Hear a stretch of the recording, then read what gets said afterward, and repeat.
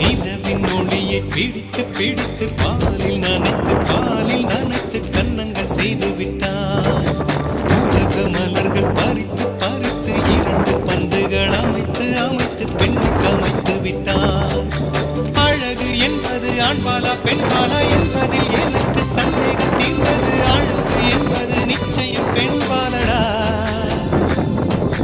கவிதை என்பது மொழியின் வடிவம் என்றொரு கருத்தும் இன்று உடைந்தது. கவிதை என்பது கன்னி வடிவமடா. மின்னலை பிடித்து மேக